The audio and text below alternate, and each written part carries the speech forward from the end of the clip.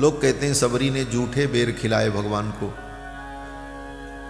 लेकिन ऐसा नहीं, लिखा तो नहीं है यहां पर। और जहां तक प्रामाणिक ग्रंथों को हमने देखा, कहीं ऐसा मिला नहीं। हाँ, भाव की दृष्टि से भक्त अगर मानते हैं तो भाव की दृष्टि से तो कुछ भी संभव है। पर सबरी भगवान की परम भक्ता मतंग मुनि की शिष्या बहुत दिनों से प्रतीक्षा कर रही थी, राम जी मेरे घर आए। प्रतीक्षा सीखना हो तो सबरी से सीख। मतंग मुनि जब ब्रह्मलोक जाने लगे तो उनकी परम शिष्या सबरी ने कहा, मुनिवर आप तो ब्रह्मलोक जा रहे हो, मुझे भगवान का दर्शन कैसे होगा, मैं कहां जाऊंगी। तो मतंग मुनि ने कहा, तुम्हें कहीं जाने की जरूरत नहीं है, यहीं पर तुम प्रतीक्षा करो, यहीं भगवान आएंगे और तुमको दर्शन देंगे। गुरु के चरणों में अगर विश्वास है, निष्ठा है, तो भगवान के पास जाने की जरूरत नहीं, भगवान ही चल करके उसके पास आ जाते। मतंग मुनि ने कहा, यहीं भगवान आएंगे और तुम्हें दर्शन हो जाएगा। और इतना कह करके मतंग मुनि ब्रह्मलोक जाने लगे और तब तक चले ही गए।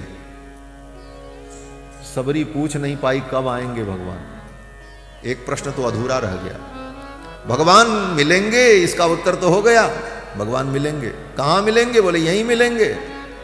लेकिन एक प्रश्न बचा रह गया, कब मिलेंगे, सबरी पूछ नहीं पाई। और तब तक मतंग मुनि चले गए। लेकिन गुरु की वाणी में विश्वास, ये बहुत बड़ी चीज है। गुरु के वचन प्रतीत न जेही, सपने हूं सुगम न सुख सिद्धि तेहि। गुरु के वचन में अगर जीव को विश्वास नहीं है तो सपने में भी उसको सिद्धि नहीं मिलेगी। बहुत बड़े गुरु का वर्ण कर लो, परम ज्ञानी परम विद्वान, और गुरु तुम्हें उपदेश भी कर दें, लेकिन गुरु की वाणी में अगर विश्वास नहीं है, गुरु के चरणों में दृढ़ निष्ठा नहीं है, तो न मंत्र कुछ करेगा न गुरु जी कुछ करेंगे। सबरी का अपने गुरु जी में दृढ़ विश्वास। गुरु जी ने कहा है भगवान आएंगे तो आएंगे, कब आएंगे ये तो पता नहीं है, लेकिन आएंगे। और इस विश्वास में सबरी प्रतीक्षा कर रही है, और वर्षों प्रतीक्षा की महाराज सबरी ने। अब पता तो है नहीं कब आएंगे भगवान, अभी आ सकते हैं, कुछ देर बाद भी आ सकते हैं, कल भी आ सकते हैं, परसों भी आ सकते हैं। तो सबरी क्या करे, बोले रोज तैयारी करती थी। सवेरे उठ करके जल्दी जल्दी कुटिया को झाड़ करके, बुहार करके, गाय के गोबर से लीप करके, सुंदर रंगोली बना करके, वेदिका पर सुंदर सुंदर कोमल कोमल पत्तों को बिछा करके, आसन लगा करके, पुष्प से सजा करके, टोकरी में सुंदर माला बना करके रखकर, फल को ला करके रखकर प्रतीक्षा करती थी, शायद आज ठाकुर जी आएंगे। और सवेरे से यही सब करते करते दिन बीत जाता, सूर्यास्त हो जाता, राम जी नहीं आए, जाकर के सो जाती, आज नहीं आए, कल जरूर आएंगे। और उसी उत्साह से प्रातः काल उठ करके फिर पूरी तैयारी करती, भगवान आएंगे, और पूरा दिन बीत जाता, फिर सायंकाल की बेला होती, फिर सबरी सो जाती। ये सबरी की प्रतीक्षा थी महाराज। सबरी बुहार रास्ता आएंगे राम जी, सबरी बुहार रास्ता आएंगे राम जी, सबरी बुहार रास्ता आएंगे राम जी, सबरी बुहार रास्ता आएंगे राम जी।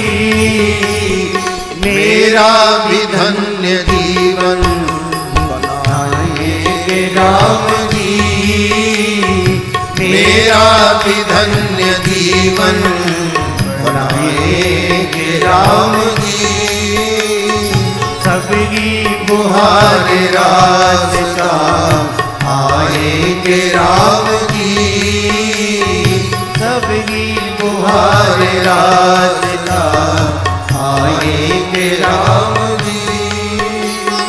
आँखों से रोज अपने राहें बुहार की, आँखों से रोज अपने राहें बुहार की, कांटे लगे न कोई, कांटे लगे न कोई, कोमल है राम जी। कांटे लगे न कोई, कोमल है राम जी। सबरी बुहार रास्ता आएंगे राम जी। जलिया से मेरे बागों से चुन चुन के लाडली, जलिया मेरे बागों से चुन चुन के लाडली। खट्टे हो चाहे मीठे, खट्टे हो चाहे मीठे, आएंगे राम जी। खट्टे हो चाहे मीठे, आएंगे राम जी। सबरी बुहार रास्ता आएंगे राम जी। सबरी बुहार रास्ता आएंगे राम जी। सबरी बुहार रास्ता आएंगे राम जी। सबरी बुहार रास्ता आएंगे राम जी। मेरा भी धन्य जीवन बनाएंगे राम जी। मेरा भी धन्य जीवन बनाएंगे राम जी। सबरी बुहार रास्ता आएंगे राम जी। आएंगे राम जी। आएंगे राम जी। आएंगे राम जी। सबरी इतने दिनों से प्रतीक्षा कर रही थी, ठाकुर पधारे। रोज वो टकटकी लगा करके रास्ता ही देखती थी, इधर से आए इधर से।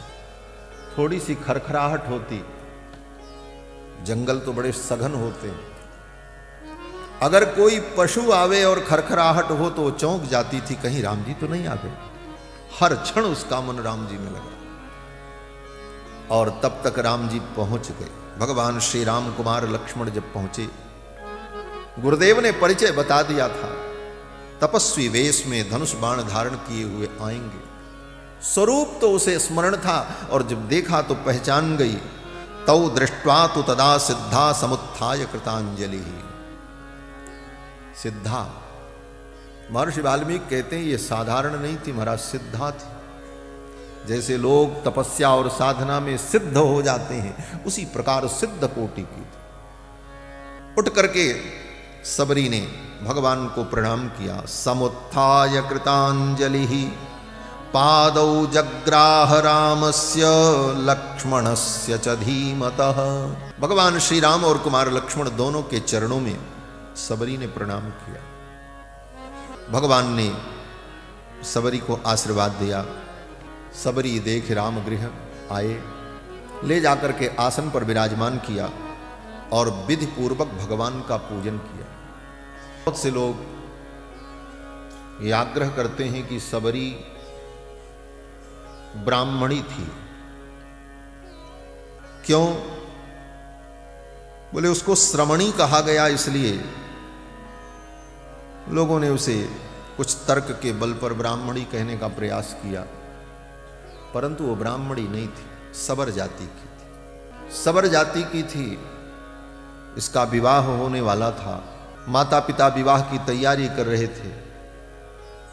छोटी बच्ची थी, विवाह की तैयारी हो रही थी। अनेक प्रकार के पशुओं को पकड़ पकड़ करके घेरे में बंद किया जा रहा था। सबरी ने पूछा अपने माता पिता से, ये इतने पशु क्यों बटोरे जा रहे हैं?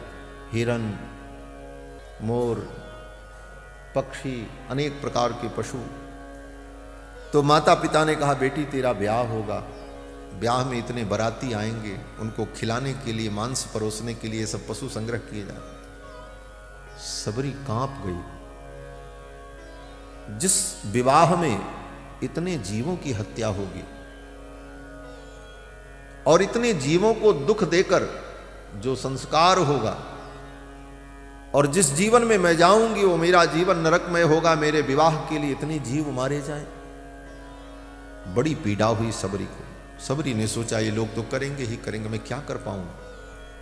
अंत में सबरी को एक ही रास्ता सूझा,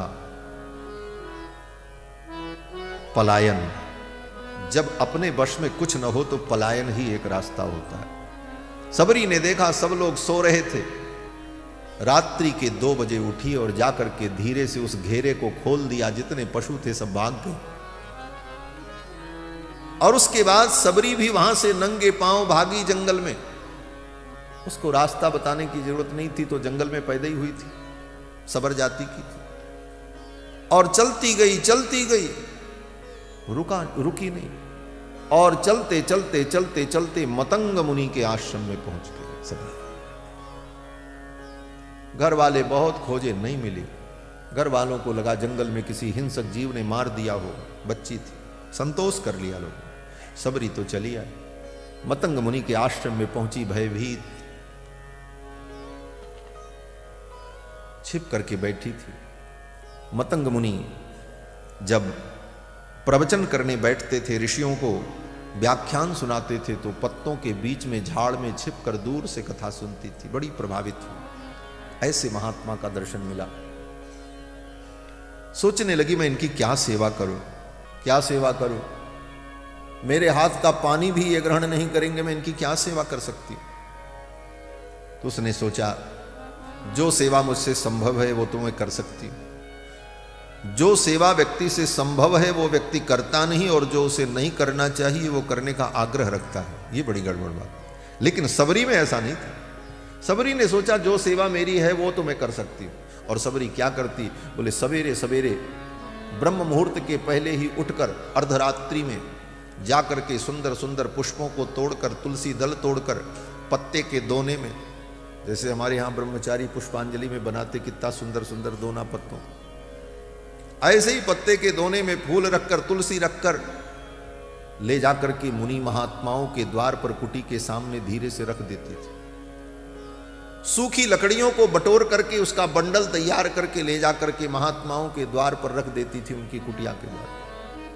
पालास के पत्ते को तोड़कर और सींक से उसे गूंथ कर पत्रावली तैयार करके भोजन करने के लिए पत्रावली, ये सब ले जाकर के उन महात्माओं की कुटिया के सामने रख देती थी।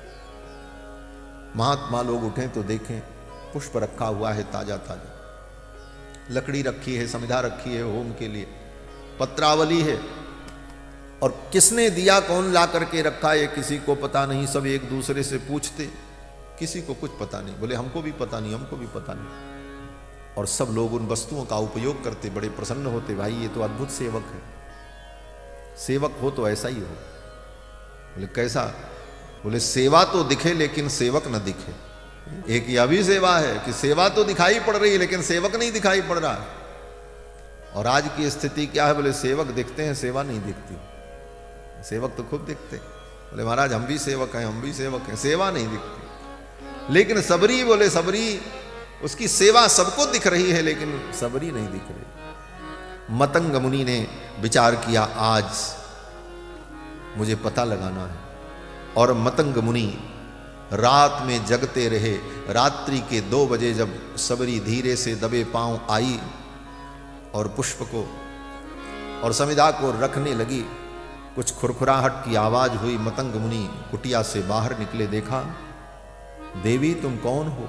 अब तो सबरी थर थर कांपने लगी, कहीं महात्मा नाराज न हो जाए, मुझे शाप न दे दें। चरणों में गिर पड़ी, दूर से ही प्रणाम करते हुए कहा मैं सबर जाति की हूँ, मेरे माता पिता इस प्रकार मेरा विवाह करना चाहते थे, मैं छोड़ करके जंगल में भाग आई। जंगल में कंदमूल फल जो मिलता है यही खा करके निर्वाह कर लेती हूँ और यहीं आपकी कुटी के आसपास रहती हूँ, आपका दर्शन कर लेती हूँ, आप मेरा कल्याण करो। उसकी भक्ति को देखकर मतंग मुनि को दया आई और मतंग मुनि ने कहा बेटी अब तुम्हें कहीं जाने की जरूरत नहीं, तुम यहीं मेरे आश्रम में रहो और यहीं भजन करो और कथा सुनो और तुम्हें जो सेवा बन पड़े वो सेवा करो। फिर तो सबरी वहीं मतंग मुनि की शिष्या बन गई और वहीं रह करके मतंग मुनि की सेवा करने लगी, मुनियों की सेवा करने लगी, सत्संग करने लगी। आज भगवान जब पधारे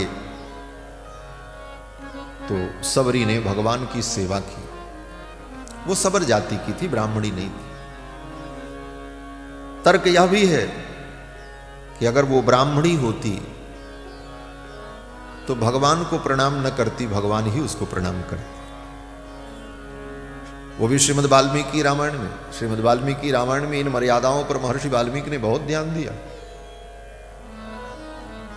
अहिल्या के प्रसंग में महर्षि वाल्मीकि वर्णन करते हैं कि अहिल्या का भगवान ने जब उद्धार किया तो अहिल्या की कुटिया में प्रवेश करते ही अहिल्या का उद्धार हो गया। भगवान ने अहिल्या को छुआ भी नहीं, दर्शन मात्र से अहिल्या का उद्धार हो गया और अहिल्या अपने सहज स्वरूप में प्रकट हो गई। जब अपने सहज रूप में प्रकट हो गई तो राम लक्ष्मण दोनों भाइयों ने अहिल्या के चरणों में प्रणाम किया। महर्षि गौतम की पत्नी, मर्यादा पुरुषोत्तम का अवतार है, ऐसी मर्यादा प्रकट की। तो अगर सबरी ब्राह्मणी होती तो भगवान ही सबरी को प्रणाम करते, लेकिन सबरी भगवान को प्रणाम कर रही। पादौ जग्राह रामस्य लक्ष्मणस्य च धीमतः। और फिर सबरी ने भगवान का पूजन किया। पाद्यमाचमनीयम च सर्वं प्रादाद यथा विधि। अतिथि के पूजा की जो विधि है वो विधि उसे मालूम थी। गुरु के सन्निधि में रही, उसने सेवा किया, भगवान का आतिथ्य किया। तमुवाच ततो राम श्रमणीम धर्म संस्थिताम। धर्म में स्थित उस श्रमणी को देखकर भगवान राम कुशल क्षेम पूछने लगे। और भगवान श्री राम ने यही सबसे पहले पूछा कि कच्चित्ते निर्जिता विघ्नाः। देवी, तुम्हारे भजन में, तुम्हारी साधना में कोई विघ्न तो नहीं है? विघ्नों को तुमने पार कर लिया? सबरी ने कहा, महाराज सब आपकी कृपा से। कश्चित्ते वर्धते तपः। हे देवी, तुम्हारी साधना और तपस्या आगे बढ़ रही है ना? भगवान ने कहा, कश्चित्ते नियतः कोप। तुमने अपने क्रोध पर विजय प्राप्त किया है ना? सबरी ने कहा, हाँ महाराज। आहारश्च तपोधने। हे तपोधने, तूने अपने आहार पर नियंत्रण किया है? भगवान कहते हैं, कच्चित्ते नियमा प्राप्ता कच्चित्ते मनसः सुखम। तुमने जिन जिन नियमों को धारण किया है वो तुम्हारे नियम सब पूरे हो रहे हैं। और अंत में जो पूछा राम जी ने, राम जी कहते हैं, कच्चित्ते गुरु शुश्रूषा। तुमने अपने गुरु की सेवा की, तुम्हारी वो सेवा सफल हुई। कश्चित्ते गुरु शुश्रूषा सफला धर्मचारिणी। सबरी रो पड़ी। सबरी ने कहा, मेरे गुरुदेव की जो सेवा, गुरु की हमने जो शुश्रूषा की वो सेवा आज सफल हो गई। आपका दर्शन हो गया। आप गुरु की सेवा का यही फल है, भगवत प्राप्ति। अद्य प्राप्ता तपस्सिद्धिस्तव संदर्शनान्मया। आपके दर्शन से आज मेरी तपस्या सिद्ध हो गई, मेरी गुरु शुश्रूषा सफल हो गई। आप मेरे द्वार पर आए। और सबरी ने भगवान को सुंदर कंद मूल फल भेंट किया, बेर खिलाए। सबरी ने कहा कि मया तु संचितम वन्यम विविधम पुरुषर्षभ। तवार्थे पुरुष व्याघ्र पंपायास्तीर संभवम। हे रघुनंदन, पंपा सरोवर के सन्निकट से इन फलों का मैंने संचय किया है और ये बड़े मधुर हैं। आप इनको आरोगो, आप इन्हें ग्रहण करो। सबरी ने भगवान को बेर फल, कंदमूल फल, वन्य फल प्रदान किया। लोग कहते हैं सबरी ने जूठे बेर खिलाए भगवान को, लेकिन ऐसा नहीं, लिखा तो नहीं है यहां पर। और जहां तक प्रामाणिक ग्रंथों को हमने देखा, कहीं ऐसा मिला नहीं। हाँ, भाव की दृष्टि से भक्त अगर मानते हैं तो भाव की दृष्टि से तो कुछ भी संभव है, लेकिन सबरी भगवान को जूठा नहीं खिला सकती। मतंग मुनि की शिष्या है। ऐसे महापुरुष के चरणों में रह करके आचार विचार शिष्टाचार जिसने जाना है, वो इतनी अज्ञ होगी कि उसे इतना ज्ञान नहीं होगा उच्छिष्टानुच्छिष्ट का, वो भी भगवान को जूठा खिलाए। बोले ये तो संभव नहीं। लेकिन भक्तों ने गाया। बोले भक्तों ने गाया तो इसे क्या करें? बोले भक्तों ने गाया तो भक्तों की भावना है। कहते हैं जूठे फल ताके प्रभु खाए, नेक लाज नहीं कीता। भगवान ने सबरी के जूठे फल खाए, रघुबर सांचे मन के मीता। यह पद भी है। लेकिन यहां पर ऐसा नहीं है कि भगवान ने जूठे बेर खाए। सबरी ने भगवान को जो बेर खिलाया वो भगवान को इतना प्रिय लगा, इतना प्रिय लगा कि भगवान भूल नहीं पाए। गोस्वामी तुलसीदास जी वर्णन करते हैं कि वन से आने के बाद भी, वन से यात्रा करके 14 वर्ष की अवधि पूर्ण करके भगवान जब आए तो 56 भोग बनाया, मां कौशल्या ने तैयार कराया। विविध व्यंजन, बोले मेरे राम आ रहे हैं, वर्षों बाद पकवान और व्यंजन वो खाएंगे। सुंदर सुंदर व्यंजन बनाओ, अनेक प्रकार के व्यंजन तैयार किए गए। और जब परोसा गया तो राम जी ने खाया तो मैया कौशल्या ने पूछा बेटा कैसा लगा? तो राम जी ने कहा मैया ठीक है, लेकिन वैसा नहीं है। मैया ने कहा कैसा? राम जी ने कहा मेरी सबरी मैया ने जो खिलाया था वैसा नहीं है, वैसा नहीं। मां कौशल्या को संकोच हुआ। एक दिन गुरु माता अरुंधति ने अपनी कुटिया में बुलाया, गुरुदेव वशिष्ठ की पत्नी, और अरुंधति ने दिव्य व्यंजन तैयार किए और राम जी को भोजन कराने के लिए बैठाया, भोजन कराया। मां अरुंधति ने पूछा बेटा राम व्यंजन कैसा बना है? राम जी ने कहा मैया बहुत सुंदर है, लेकिन वैसा नहीं है। बोले कैसा? बोले वो जंगल में सबरी मैया ने जो खिलाया था वैसा नहीं। गोस्वामी तुलसीदास जी कहते हैं कि राम जी वन की यात्रा से आने के बाद एक दिन ससुराल पहुंचे, मिथिला पहुंचे तो मिथिला में भी बड़ा स्वागत हुआ। ससुराल में तो स्वागत होती है, खूब स्वागत हुआ और सुंदर व्यंजन परोसा गया। तो वहां सासू माँ ने पूछा, सुनैना माँ ने, दामाद जी, कंवर जी भोजन कैसा था, जरा स्वाद बताओ कैसा लगा? बोले माँ सब कुछ तो ठीक है, बढ़िया है, लेकिन वैसा नहीं है।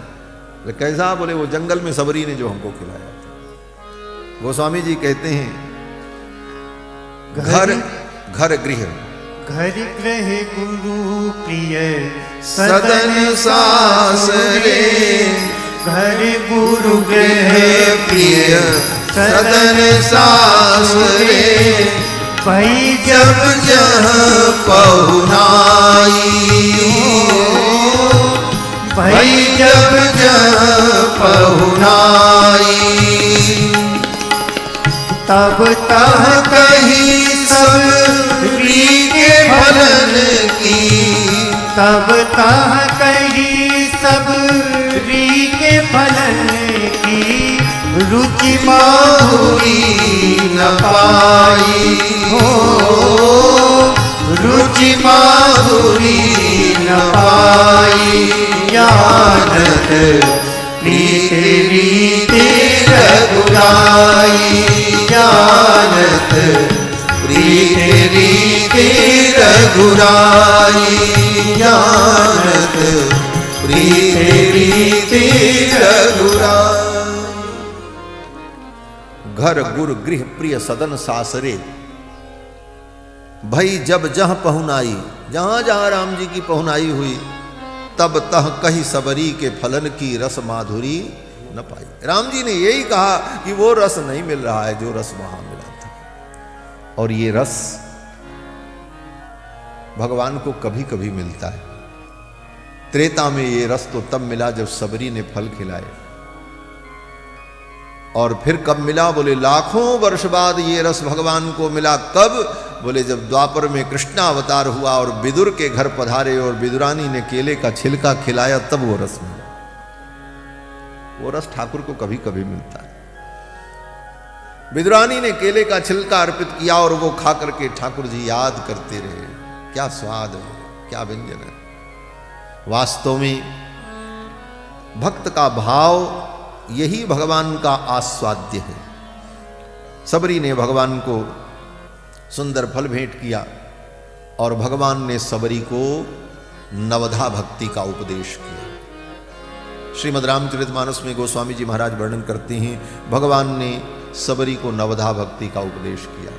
नवधा भगति कहो तो ही पाही, नवधा भगति कहो तो ही पाही, सावधान सुन धर्मन माही, सावधान सुन धर्मन माही। प्रथम भगति संतन कर संगा, प्रथम भगति संतन कर संगा, दूसरी रति मम कथा प्रसंगा, दूसरी रति मम कथा प्रसंगा। गुरुपद पंकज सेवा, तीसर भगति अमान, गुरुपद पंकज सेवा, तीसर भगति अमान, चौथी भगति मम गुण गण, करई कपट तजिगान, चौथी भगति मम गुण गण, करई कपट तजिगान। मंत्र जाप मम दृढ़ विश्वासा, मंत्र जाप मम दृढ़ विश्वासा, पंचम भजन सुवेद प्रकाशा, पंचम भजन सुवेद प्रकाशा, छठतम शील विरत बहु कर्मा, छठतम शील विरत बहु कर्मा, निरत निरंतर सज्जन धर्मा, निरत निरंतर सज्जन धर्मा। सातम सम मोहि मैं जग देखा, सातम सम मोहि मैं जग देखा, मोते अधिक संत करि लेखा, मोते अधिक संत कर लेखा। आठम यथा लाभ संतोषा, आठम यथा लाभ संतोषा, सपने नहीं देखिए पर दोषा, सपने नहीं देखिए पर दोषा। नवम सरल सब संग छल ही नाना,